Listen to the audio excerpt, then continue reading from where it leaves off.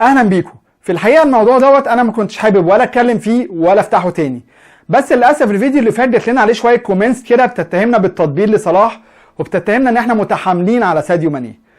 احنا الفيديو اللي فات باختصار اتكلمنا بالارقام عن سبب غيره ماني من صلاح، ما جبناش حاجه من عندنا. الحاجه الثانيه لومنا صلاح على ان هو كان اناني في الماتش، وقلنا ان تصرف ماني كان مبالغ فيه، والتمسنا العذر لصلاح بما ان هو مهاجم ممكن يأنن عشان يجيب جون، وده الكلام اللي طلع قاله كلوب، وقال ان في كور كتيره كان صلاح ممكن يباصيها لزمايله في المواسم اللي فاتت وهو جابها جون. فده السبب من الحلقه ديت، ان انا هوريكم بالدليل عشان ما حدش يقول ان احنا بنطبل لمحمد صلاح.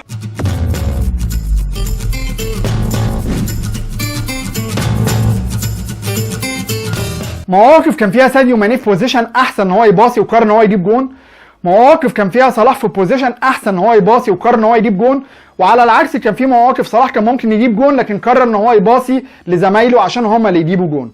بشكل سريع ومش هطول عليكم، يلا بينا نتفرج على الحاجات ديت ونفصصها سوا.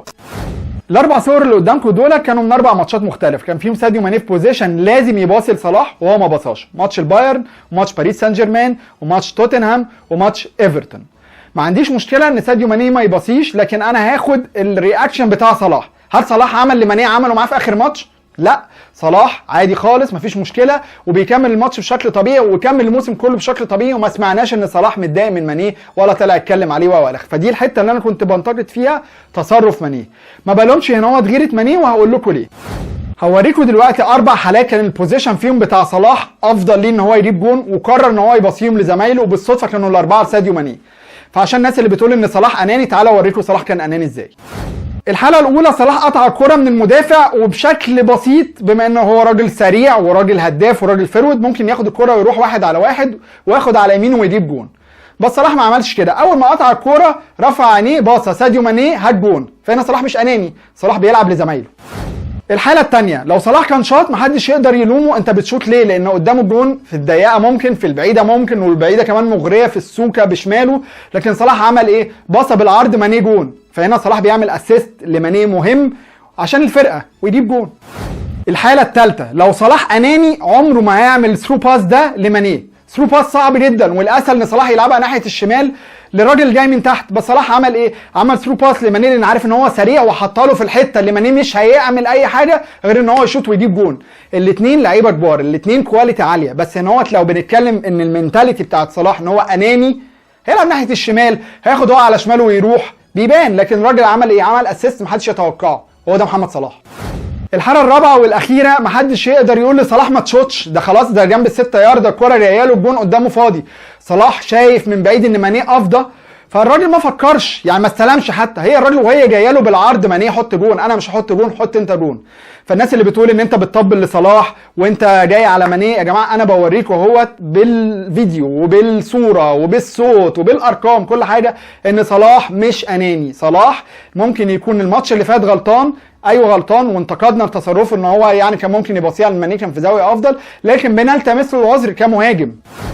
الحاله الاولى ماني قدام ارسنال قطع من ناحيه الشمال وضم، وكان ممكن ان هو يباصيها لزمايله الناحيه الثانيه لكن قرر ان هو يشوط ويجيب جون. هنا حد يقدر يلوم على ماني؟ لا. الحاله الثانيه ماني استلم بظهره وممكن يديها لزميله ناحيه الشمال، بس الراجل قرر ان هو يلف ويجيب جون. حد يقدر يقول على ماني غلطان؟ لا. هو دي يا جماعه ده احساس الفرود بالمكان، لازم الفرود يبقى اناني سنه، لازم يبقى يعمل الحاجه الغير متوقعه منه، ده تصرف سليم. ما حدش يقول لي ان ماني اناني عشان ما باصاش، لا هو الراجل واخد قرار انا هلف واجيب جون، لف وجاب جون. الحاله الثالثه ماني كان ممكن يلعبها اسيست ما بين المدافعين لكوتينيو، بس عمل ايه ماني؟ لقى ان الدنيا هتبقى مقفله شويه، قرر ان هو يفتح ناحيه الشمال وده التصرف الاصعب وشاط وجاب جون. الحاله الرابعه ماني في زاويه صعبه جدا للشوط وممكن ان هو يباصيها لصلاح افضل، قرر ان هو يشوط وجابها جون. كلام سليم، مفيش اي مشكله عندي، مفيش اي مشكله ان المهاجم يبقى دايما في حته الطمع دي. الحاله الخامسه ماني من بره ال 18 وعلى يمينه واحد فاضي، ممكن ان هو يباصيله ويضمن الدنيا افضل، والقرار الاصعب ان هو يشوط ويجيب جون. الراجل شاط وجاب جون، لو كانت الكره دي تلعب بره كان الناس هيقولوا على ماني ايه؟ اناني؟ اوكي، بس هو الفكره هنا لا زي ما انا بقول، المهاجم ممكن يبقى عنده حته الطمع، هو راجل هداف حاسس بالمكان عايز شوط جاب جون. الحاله السادسه ماني قدامه شاكير ان هو يباصيله والزاويه سهله جدا جدا جدا ان هو يلمسها له، بس شاكير هيشوط جون. قرر ماني يعمل ايه؟ نفس اللي عمله صلاح في ماتش بيرنلي وانتقدوا عليه، هو لف بالناس وقعد يتخبط شويه وشاط جاب جون. ما حدش بيتكلم على الكوره ديت تماما، مع ان هو الاسهل باصي لشاكيري بس هو ما عملش كده. فهمنا ده نفس النقطه يا جماعه بتحصل ايه، نفس اللي ضايقت ماني من صلاح هو نفسه عملها في الماتش دوت عادي خالص. الحاله السابعه، ماني بيستلم الكوره بضهره، في 3 لعيبه جايين له، السهل ان هو يباصي لهم، الراجل قرر ياخد القرار الاصعب ويلف ويشوط ويجيب جون على عيني وعلى راسي. حلو جميل. الحاله الثامنه والاخيره لساديو ماني، هو جاي من ناحيه الشمال، ممكن يباصي لصلاح اللي جاي من تحت، او يباصي على البعيده لشاكيري اللي جاي من بعيد زي كره زيدان وابو تريكه اللي حصلت في نهائي افريقيا، لكن هو قرر ياخد القرار الاصعب ويشوط في البعيده جون. محدش يقدر يلومه على قراره لان هو فرود وحاسس بالمكان. ده كلامي على ساديو ماني. هروح اتكلم على صلاح في كور مشابهه. صلاح انا جايب له 4 حالات عشان ما اطولش عليكم. كواليتي اللعيب بتفرق، واللعيب اللي بيقدر ياخد قرار صعب في وقت صعب قدام فرقه صعبه بيفرق، وهو دوت اللي خلاه محمد صلاح. لعيبه كتير راحت وجات على ليفربول، لعيبه كتير راحت وجات على انديه كتير، لكن اللعيب اللي بيسيب بصمته ده بيبقى لعيب مميز. في الكوره ديت قدام توتنهام محدش كان يقدر يتوقع اللي محمد صلاح عمله، الدنيا مقفله واللعيبه حواليه وهو بيقطم واحد والتاني، محدش يقدر يقول ان التصرف اللي اتصرفه صلاح ده تصرف اناني، ما الانانيه ديت هي اللي وصلت ان هو يجيب جون ده. فلازم الفيرود يبقى في الحته ديت شايف اللي محدش شايفه، حاسس بالمكان، لو عنده حته زياده عايز يعملها، هي دي الكرياتيفيتي اللي احنا بنتكلم عليها. الحاله الثانيه، محدش يقدر يقول لصلاح شوط من هنا غير ان هو صلاح عارف ان هي هتروح بالشكل ده. الكره من بره ال 18، في واحد على يمينه وفي 2 تحتيه ممكن يباصي لهم، بس هو دوت اسم محمد صلاح، هو ده كواليتي لعيب محمد صلاح. الحاله الثالثه، صلاح الحته اللي دايما بيعملها ان هو يقسم ويحط في الضيقه. شوف كام لعيب عليه، وهنا ده كواليتي اللعيب اللي احنا بنتكلم عليه، ان هي الكرة ممكن تبقى صعبه، ممكن ان هو ياخد فيها حته زياده ويجيب جون، محدش هيقول له انت اناني.